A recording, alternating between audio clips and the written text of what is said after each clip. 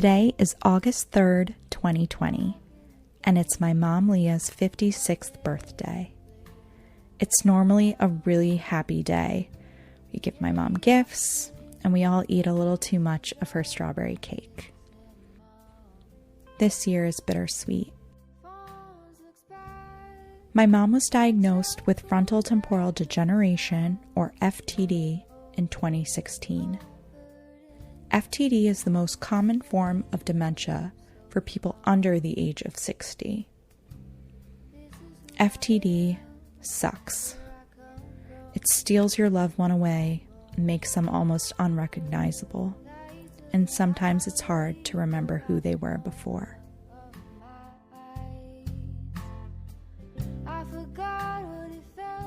My name is Maria Kent Beers, and my co-host Rachael Martinez and I are pleased to present Remember Me. This podcast is dedicated to preserving the memories of those diagnosed with FTD. We hope this episode leaves you feeling more connected, provides a deeper understanding, and allows you to learn to accept the good. Always, always accept the good. This is Remember Me.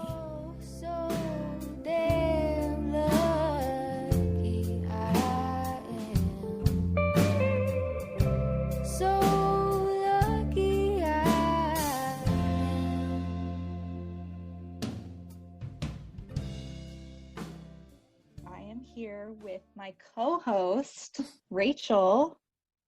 We met on Instagram, right? It sounds like a love story. I know. We met on Instagram and it was instant.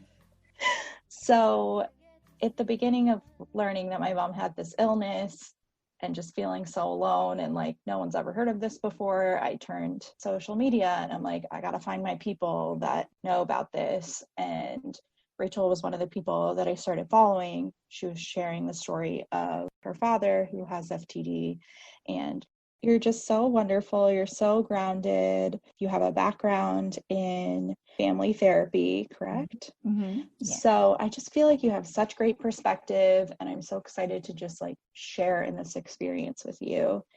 So the first thing that we're going to do is we're going to tell your dad's story. Sure. Let's just start with a little bit more about you and where you're from. Okay.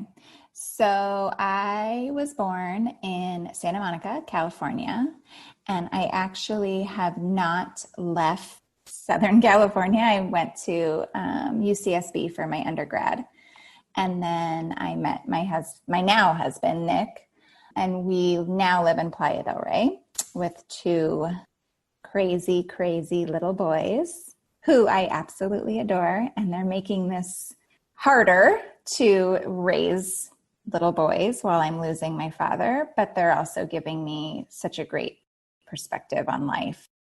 Right. I can totally relate to that, and we're going to do some side episodes on that as well. Let's get into the story about learning that your dad has had FTD, and maybe you can tell us a little bit about the beginnings of that journey. I moved home from Santa Barbara in 2008. At this time in my life, I was young. I had just finished my undergrad and I met Nick. So I'm trying to start my life, but I know something just wasn't sitting right and we could not figure it out. I remember my mom and I were driving to Lamps Plus and she told me she was leaving my dad. And I cried. And I had no idea what was going on. I came home and when I told, mom's leaving, what's going on? His response was to laugh. And now looking back, I'm like, okay, hello, red flag. But he was still able to speak and to formulate a rational thought. So of course I'm like, oh, mom, maybe you're overreacting. I don't want to get involved in the marriage. I'm an only child. So we were a very, very close-knit family, but I still didn't think that was my place to like, let's sit down and have a conversation about your marriage. So from there, it just 2 years later is when he was officially diagnosed.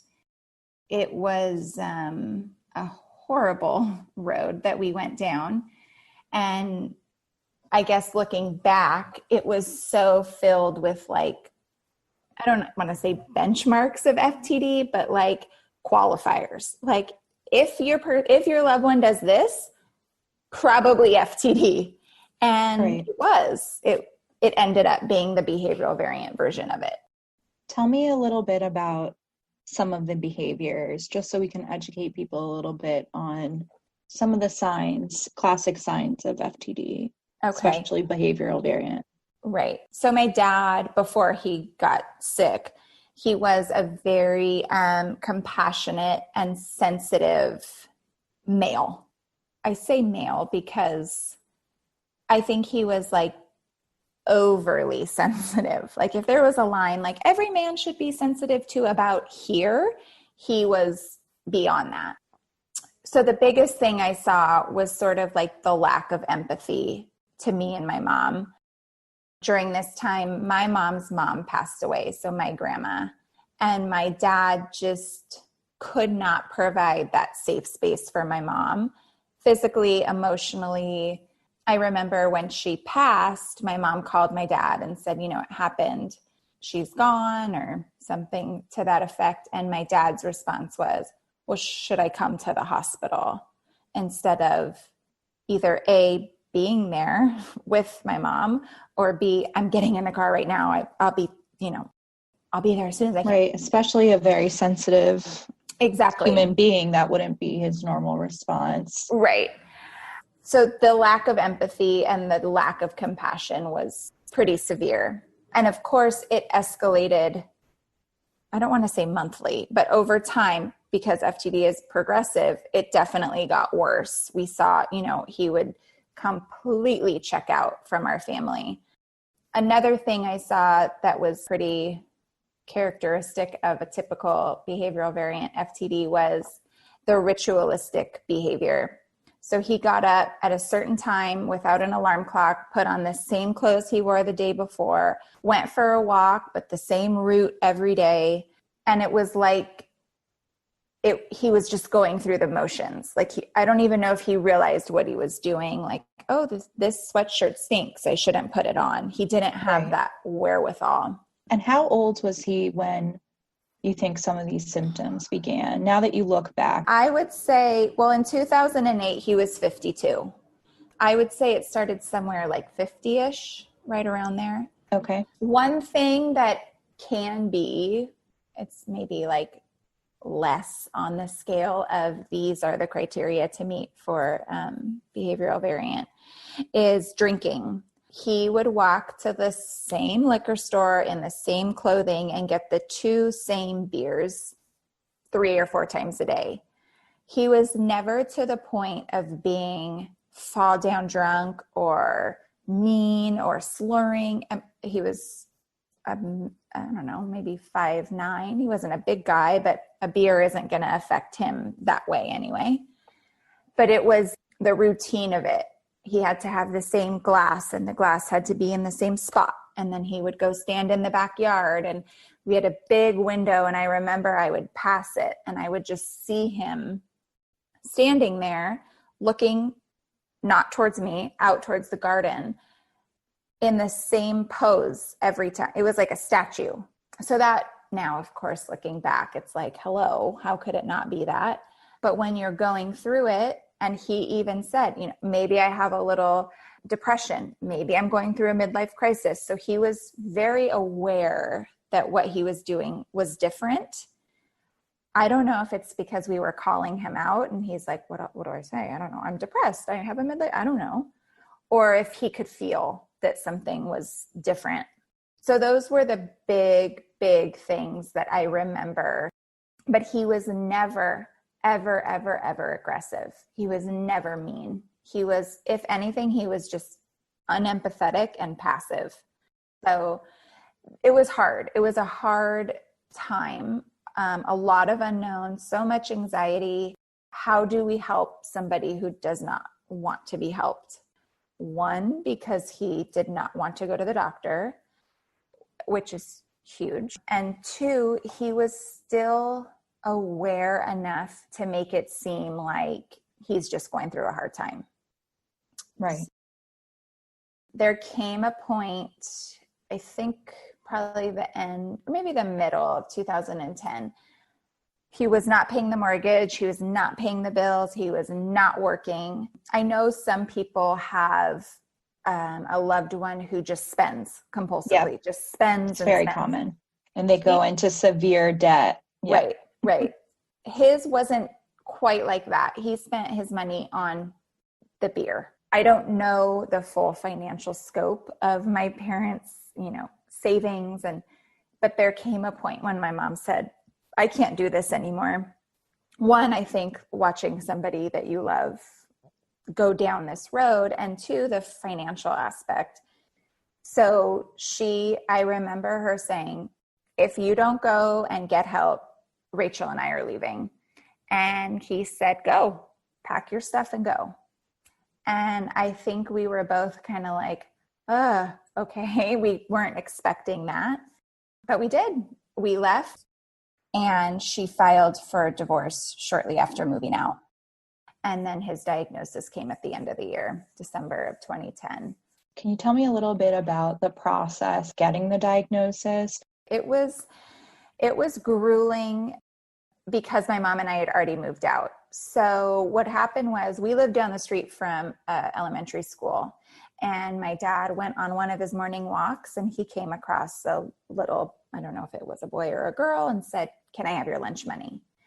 And the little boy said no. And at this point, my dad probably wasn't showering very much, probably didn't get a haircut. I'm assuming he had a beard. I'm sure he didn't look like a typical guy in our neighborhood. So the little boy, I think, turned quickly, and my dad reached out to kind of, I don't want to say the word grab because that does sound violent, but he reached for the little boy for the lunch money, and a teacher saw, called the police, and my dad was arrested. They took him to Torrance, that's where I grew up, Torrance Courthouse. But the catch there was that my grandfather, my dad's dad, was a judge at that courthouse. So they put the names together and they realized who my dad was. And I'm almost positive somebody at that courthouse said, something isn't right here. He needs to get neurologically evaluated. But the only place they can do that is at Twin Towers, which is not where you'd want your loved one. They have a whole floor dedicated to mental health, and I assume the inmates that are not in general population because of a mental disability are on this floor. So my dad was checked out, nothing. He's going through a hard time. We're going to sentence him to a halfway house. That's where he's going to fulfill his, it wasn't even a crime. I noticed at this point his response to my questions when we would talk on the phone was very parroted. So I would say, how are you feeling? Are you feeling great? Yep, I'm feeling clean and sober every time I would talk to him. And at this point, I would still say things like, you're not a drug addict. That's not, I didn't feel like that response came close to what he was there for. So that is when the big behavior began. He started eating from the trash. He was really withdrawn. So they called my aunt, my dad's sister, and recommended another mental evaluation. And he was diagnosed at Olive View through a PET scan, an MRI, and then the neurological tests that they perform. I actually just got his answers. We decided, actually, it was more me. I wanted to donate my dad's brain when he passes away. And to do that, you need every test and every doctor's note. So I got to read a lot of his answers. And the rational, if you spill a box of crayons on the floor, what's going to happen? Normally it would be, they would, fall out and splatter, and some would roll, some would go over here, and you would clean them up. He said, I would draw a picture. Another one, who's the president? Obama. So he knew facts, but he couldn't think beyond crayons. What do I do with crayons? I color. So I'm just going to draw a picture. With all of the tests, I think they just kind of filled in the blanks and realized this is as close to a diagnosis that makes sense as we're going to get.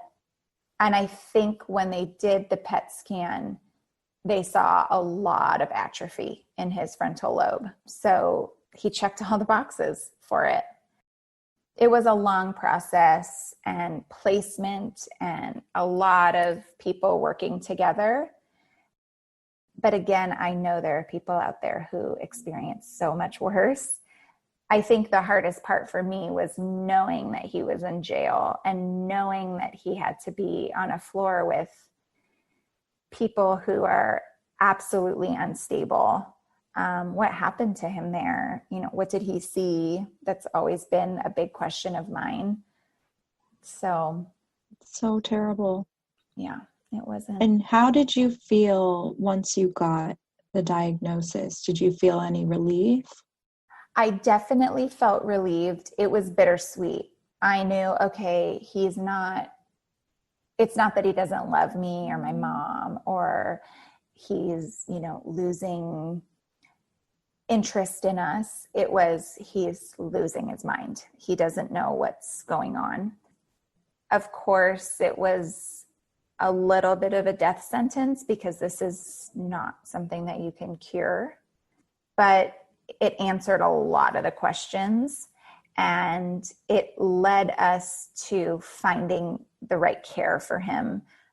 A halfway house is not the right place for somebody like my dad. Jail is not a good place for somebody with this disease. Again, he was never aggressive, so he never had to be restrained or put in. I know there's a big men's facility down in San Diego for FTD patients who are aggressive. My dad, that was never even an option for us. So that, I guess, is a good thing. Of course, it brought up parts of me, is this going to happen to me? Is this going to happen to my kids? So that was kind of scary when I started to do a little research on FTD. I know there's a big genetic component, but it was definitely I could take a little bit more of a deep breath, but I knew, and I still know, that he's never coming back. He's never going to be who he was. That's the hard pill to swallow. I'm glad we got the answers, but the loss is still so fresh. Of course.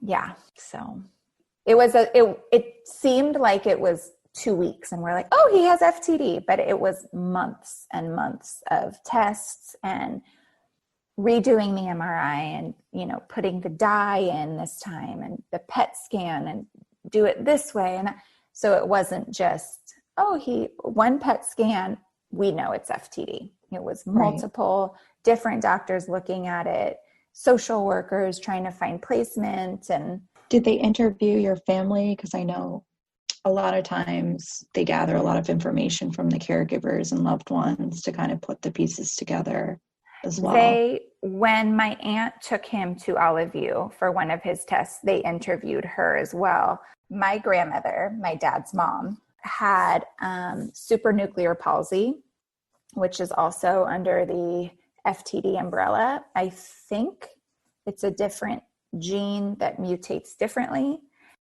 but her behaviors were a little bit more bizarre in terms of she'd call my dad and say, I'm waiting at the pool for your dad to get home from work and I'm watching little Chris swim in the water.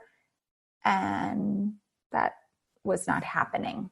Right. So hers was more of a visual thing. I don't know if my dad ever had anything like that, but that in itself is a little anxiety ridden because she has the gene, he has the gene.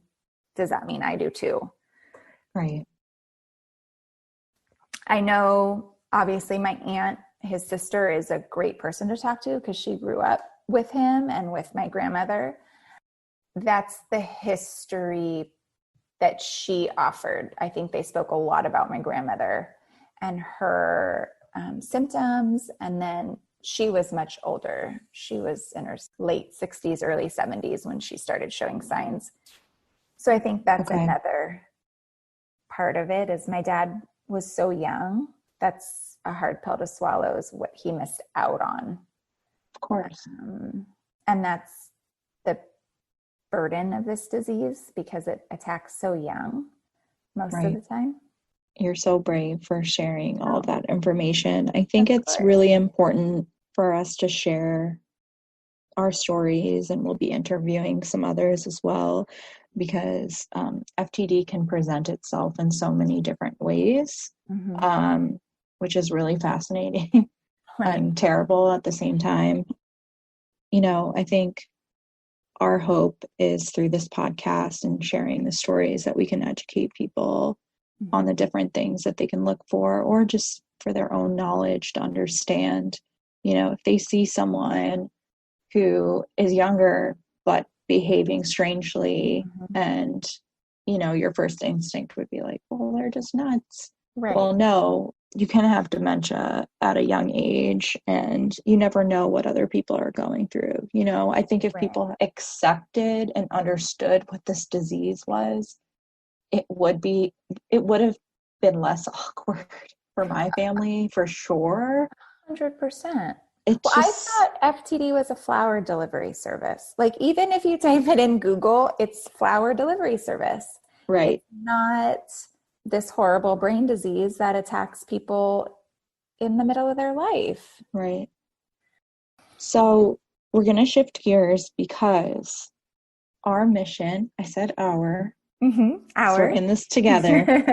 Our mission is to share stories of FTD, to educate people on the symptoms and the diagnosis, and ultimately, you know, how things progress, but also to tell the stories of who these people really were before the illness. Because I think one of the hardest things is that who they are just really slips away. They turn into a totally different person, and it's so, so hard to wrap your mind around it.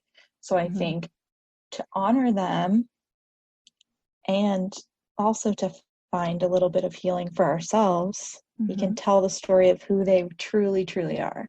So why don't you start? Your father's name is Frank, correct? His name is Frank.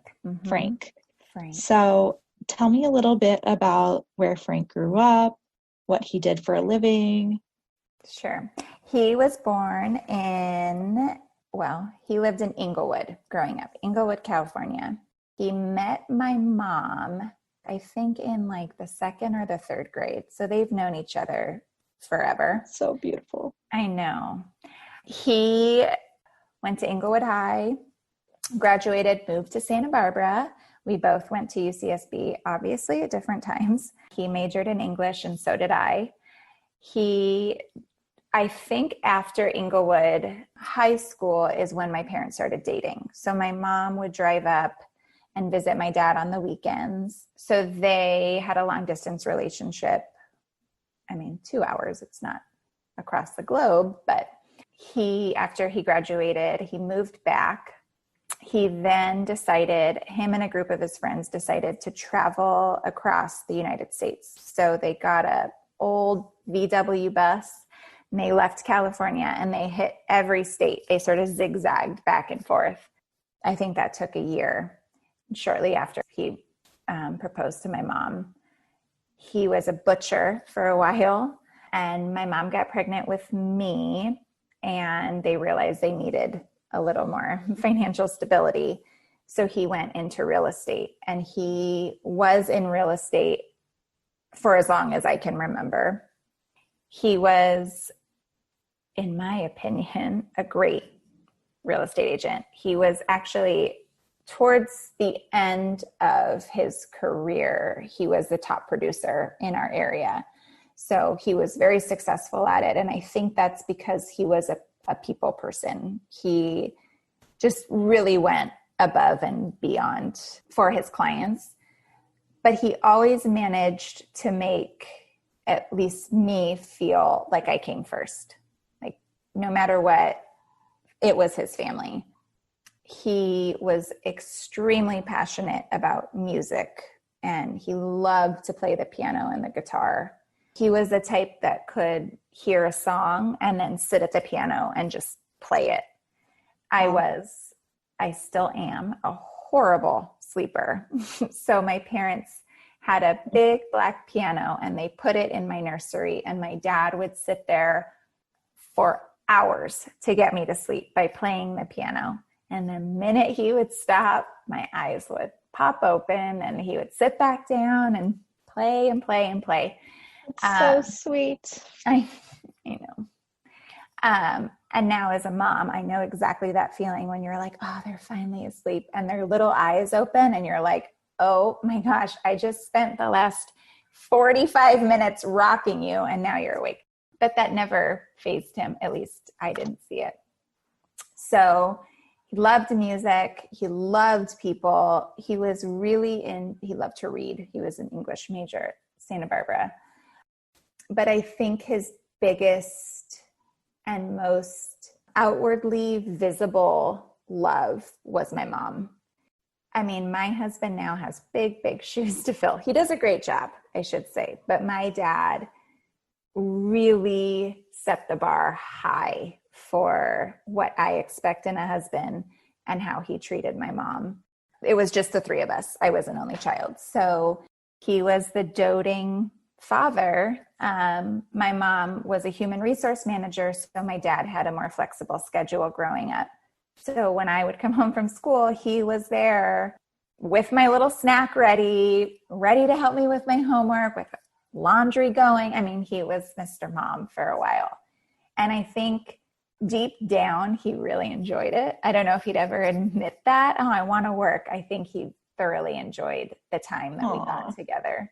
He was just all around. I always knew what I was going to get from him. He never got outraged. He never got sad. He never got, I mean, I'm sure he was sad in his life, but it was never like, ooh, what kind of mood is dad going to be in today? He was even keel. And now that I'm a parent, I don't know how he did that because I don't know either. Oh my gosh. So he was a genuinely just very happy person. And if he set his mind to something, it would get done. Nothing got him going. It just fit in. So I try to mirror that as a parent. Again, half the time I'm screaming at my kids. Half the time I'm like, let's just sit and be zen, like my dad would. I don't know how he did it.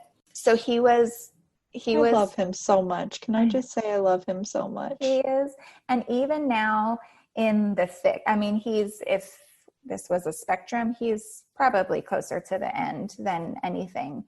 He still is just peaceful. Like when I visit him before COVID, it was calming and just nothing got him. I mean, when I would walk in, he would definitely let out a yell, but it was never like uppity. It was never anxious, or he was always just across the board calm. Yeah. We can all learn from that for sure. Oh my gosh. I'm like, Dad, can you kind of send some of that my way? Like, geez. So yeah, he is.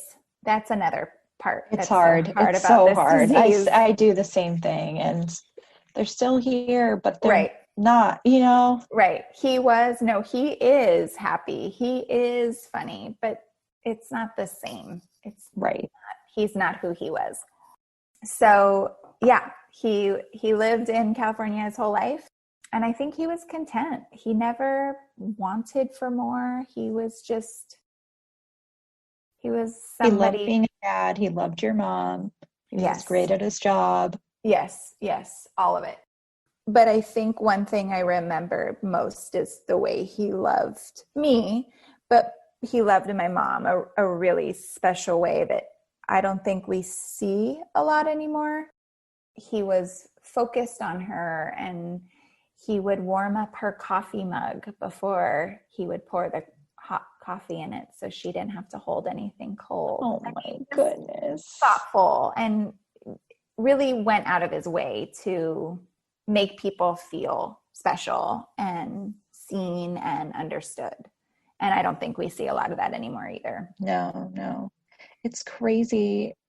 Obviously, you've told me about your dad before, but the more I learn, he's so similar to my mom and who he really is. They're beautiful, beautiful souls, for sure. And clearly they are, because their children want to just speak about it to everyone who will listen. That's right. Spread it out there. And we're just not going to like take this and say, all right, our parents have dementia. This sucks. Goodbye. We're like, no, we need people to know who they are. We need people to know how devastating this disease is. And we need to get people's attention, because we're not going to just let them die in vain, you know? Right. And I think that's another tricky part, is when we say dementia, people are like, oh, so he doesn't remember you. Right. I'm like, it's not that kind of dementia. It's your frontal lobe. It's affecting completely different parts. And I don't know, because he can't speak. I don't know what he remembers and what he doesn't. But even Hollywood portrays the dementia characters as kind of loony and out of touch. Right. That's not who he was. He was never like, oh, I'm going to go walk into this ocean. And he was walking into the pool. He was with it until he wasn't, but it was never like it. That's a really good point. It is very, very, it is very different. Yeah. I just love him. And you send me pictures and I just feel like I know him. He was a really special guy. That's a hard thing that Nick came into my life. My husband is Nick. He came into my life when I was losing my dad. We didn't know exactly what was going on. I met Nick in 2008 when I moved home and kind of noticed this shift in my dad. So he never got to know him without any FTD. So I remember when I introduced them, I'm thinking, this isn't really Frank. This is my dad, and I know this person, but this isn't who you would have met 10 years ago. Right. So that's hard. And obviously my kids have no idea who he is. I don't. But you will tell them. You will tell them. I will. And we keep his persona going through our house as often as possible. But there's something missing. I mean, even the beautiful days, my son just graduated from preschool, and I'm thinking like, oh, this is so perfect, but it's missing just a percentage of being 100%. Christmas morning, holidays, my birthday, they're all still really fun and great. And now that I have kids, it's a whole nother level, but it's a struggle to just enjoy what's in front of me, because there's always a piece missing inside of me. Right. And that's something that I struggle with. And I tell my kids about my dad as often as I can. And eventually when they have the attention span to sit, we can watch old family movies and stuff like that. But they visit him in the nursing home, or they have a handful of times. It's a big production when the four of us go out, because my kids they love to run. So taking them into a quiet nursing home sometimes isn't my picture of fun.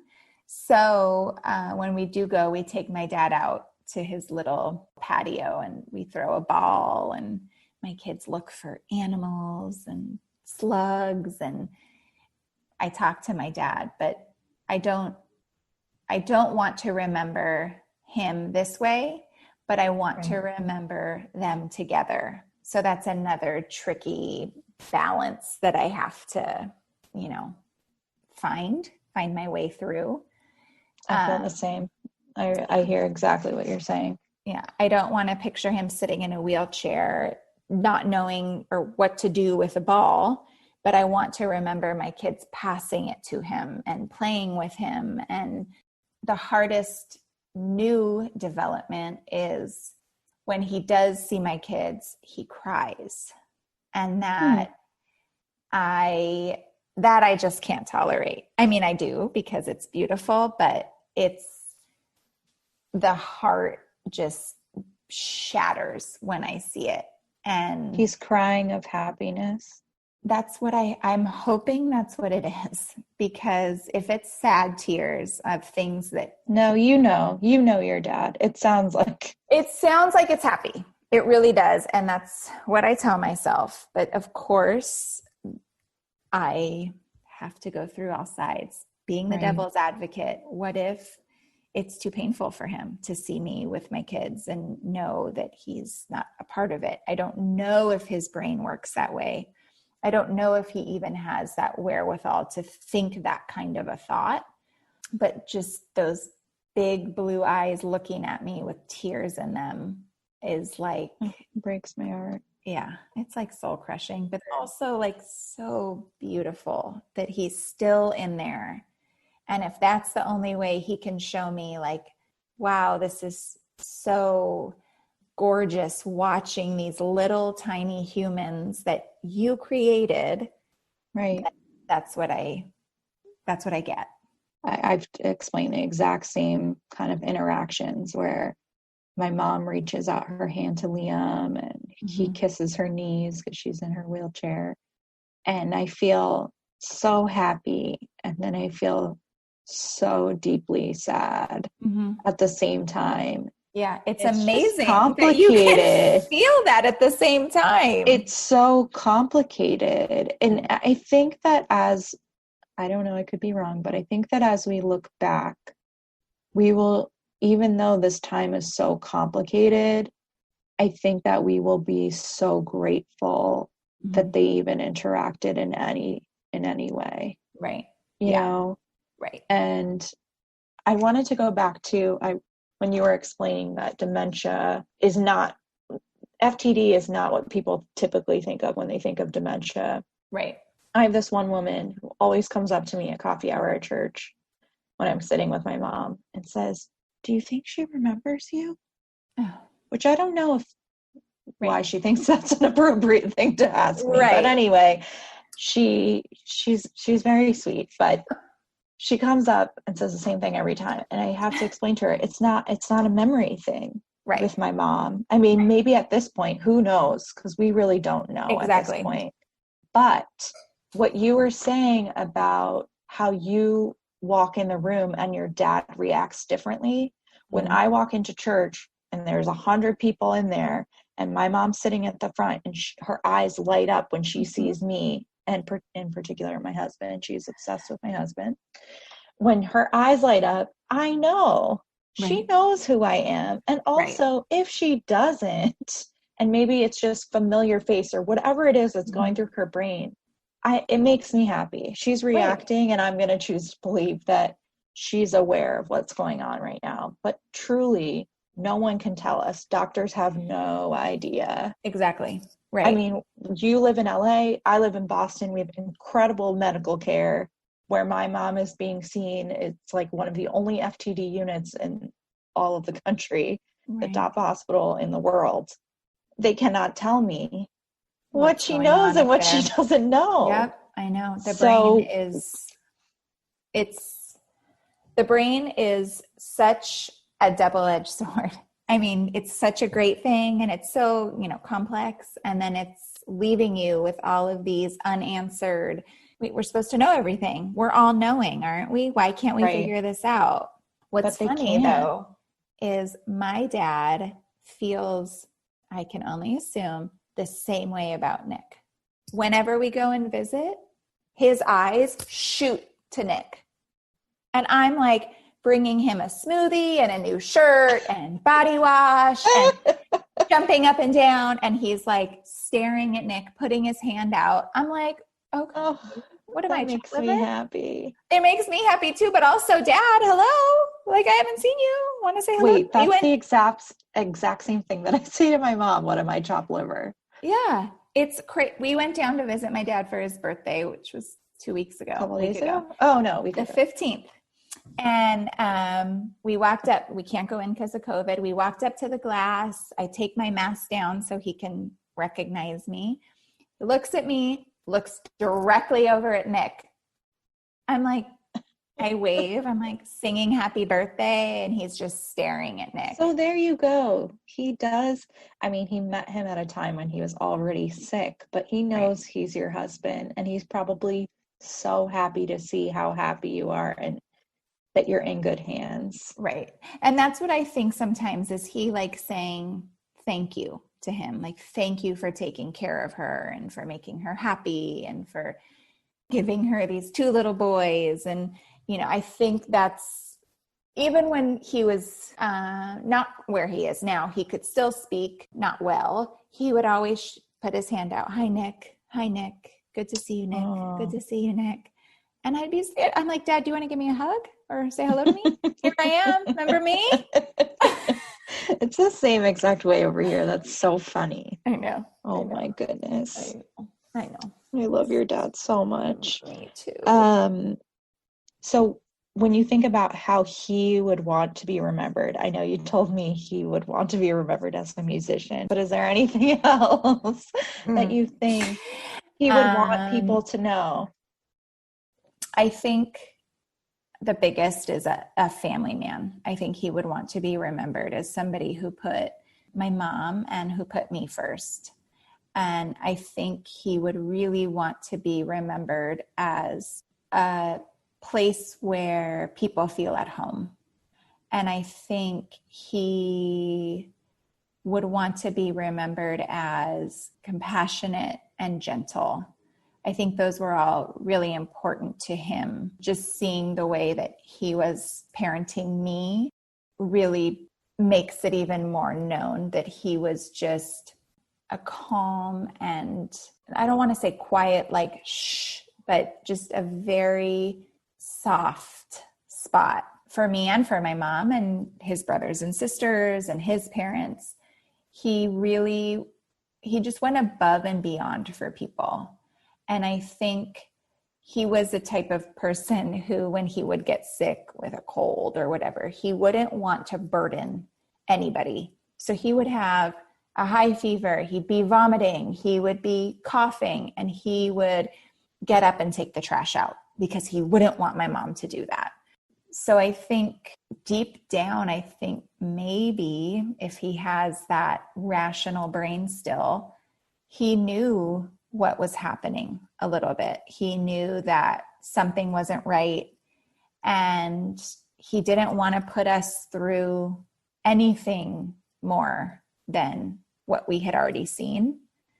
So when my mom said, you know, if you don't get help or you don't go see the doctor, Rachael and I are leaving. And his response wasn't like, no, please. It was, okay, let's get you packed up. So I think he would be the person to put other people first.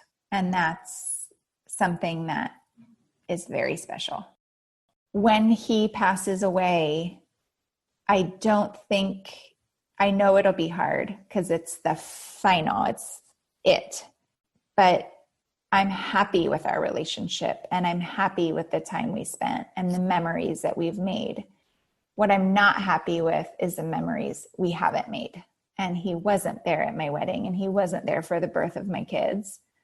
That is something that I struggle with more than, well, maybe I didn't love him enough as a kid.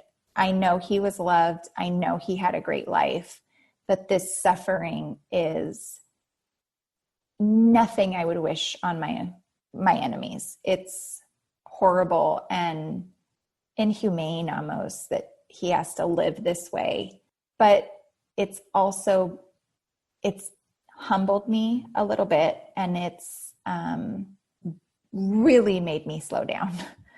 I tend to go 0 to 100 red fire, and this experience is softened me and made me realize that yes, life is short, but it doesn't have to be bad. You can accept the good that comes out of it. And that's something that he would preach to me growing up, just look for the good. There is always good in something. Don't focus on the bad. Don't dwell in the dark. Get out and see the good. And I think that is how he would want to be remembered, is just looking for the light and seeing the good. That is so perfect. The end. The end. So for the final portion of our episode, do you want to tell everyone what we're going to do? Sure. So now that you got to listen to a story about my dad, I think it's important, and Maria and I discussed when we came up with the idea of this podcast, having our participants read something that their loved one has written. So this is my dad's letter to me. I was up in Santa Barbara feeling homesick, and he wrote me this. Hi, Rachel. I just came back from a walk through Paradise Park. The sun had just set, but the sky was still light and the trees were silhouettes. It's beginning to feel like autumn. I was doing a lot of thinking, too. I know that this transition isn't easy for you and the distance is far. I love the fact that our little family is so close, so homesickness is normal, but it goes away, especially if you stay busy. Take this time to reflect on where you've been, your relationships, where you want to go, and what you want to seek in life. Be selfish and have some me time. This is your opportunity to really take charge of your own life. I think you should get a job so that you feel connected. I teach classes for my company because I like the feeling of making a contribution. That in itself is the reward. It's more than just money. Try not to be too quick to judge either. Everybody has their story, their pain, their aspirations, and their dreams. Listen to the people you meet and just enjoy them, even if you're not all going down the same path. You'll meet a lot of people that are in transition just like you. Speaking of meeting people, a little romance wouldn't hurt either. Keep your eyes open. You just never know. We've talked about how everything has its own pace in life. Know always, daughter, that you can come home whenever you want. Your mom and I will be your base for support always. Knowing this, have some fun and explore what you want. Don't worry so much. Call us and write us and text us often. I'm so proud that you're my daughter. You've grown up to be a person of character, strength, and integrity. The world needs more people like you. Spread your wings. I love you bigger than the sky. Dad. So lucky Rachel and I want to thank you from the bottom of our hearts for listening to this episode. We will be releasing new episodes each week on Mondays. Next week is the story of me and my mother, Leah. If you want to connect with us, you can follow us on Instagram at Remember Me Podcast. We also have set up a Facebook group called Remember Me Podcast. Feel free to share your stories, comments, anything you want to share with us. We're here to listen. Thank you so much for being a part of this journey and for listening. We appreciate it so much.